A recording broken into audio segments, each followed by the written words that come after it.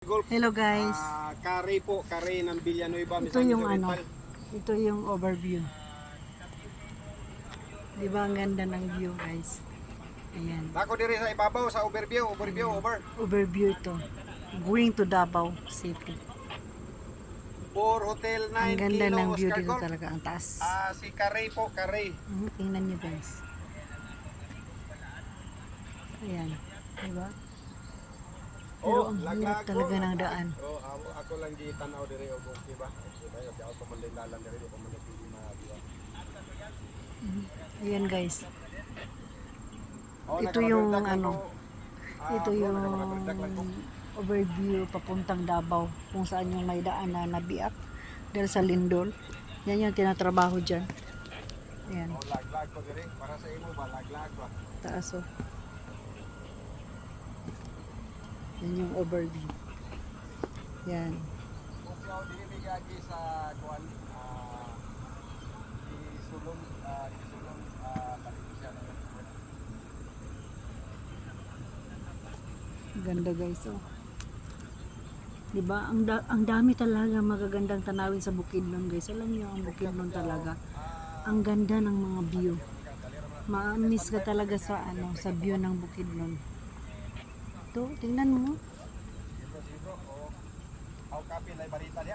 Oh, ayan oh. Tingnan niyo ang ano. Yan yung Salawagan, Quezon, Valencia, Puerto Riao, yan yun. Yan yun, yan. Happy ang dami ng ano. Ang ganda ng view ng Bukidnon, mga families. Yan, oh. Yan, oh. Ganda. Ganda guys, tingnan nyo. Tingnan nyo guys. Very relaxing talaga dito. Alam. Tapos kung bababa ka doon, hanggang doon yan. At mayroon silang ano doon. Ayun, mayroon silang, pwede ka magpahinga doon sa baba. Relaxing talaga dito.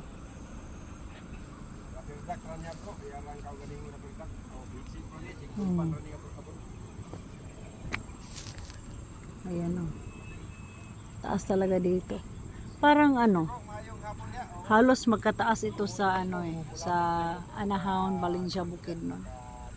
Alam niyo yung Anahaw, Valencia, Bukidnon guys, yung may ano, yung sahig na ano, yung glass, yung pasyalan din doon.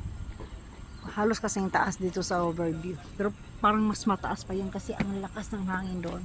Pero ito walang hangin, no? Tahimik. Tahimik sila. Kaya pag pumunta kayo ng Davao guys, pwede kayong ano, mamasyal dito, dadaan kayo dito sa ano, kung naka-service lang kayo, hindi kayo nagbasakay ng bus kasi pag bus talaga diretso yan. Pero pag ano, galing kayong Cagayan de Oro or galing kayo ng Davao, pupunta kayong Cagayan de Oro, dito kayo dadaan sa Bukidnon, pwede kayong ano lang, mag-drop kayo kung may sasakyan kayo, pasyal, daan kayo dito. Ganda ng tanawin dito. Nakakamiss ang lugar. Ganda.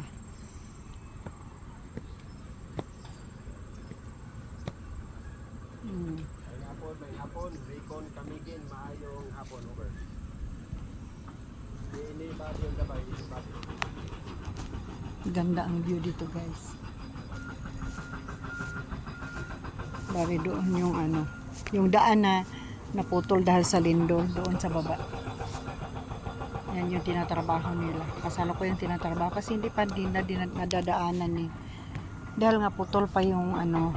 Ang nangyari, pag may mga bus na galing sa Davao or galing sa, kung galing ka ng Davao, yung mga pasahero, hindi dire-diretso ang bus. Ano, inaano pa nila, parang iba na papasa ka sa ibang bus. Iba din ang bus ano, sasakyan mo. Kaya pahirapan pa din. Pero nagawa nila ng paraan, guys. Kaya hanggang dito lang muna ang vlog natin, guys. See you later. Hanggang sa next. Scan nga yung ano, Bye. trigger.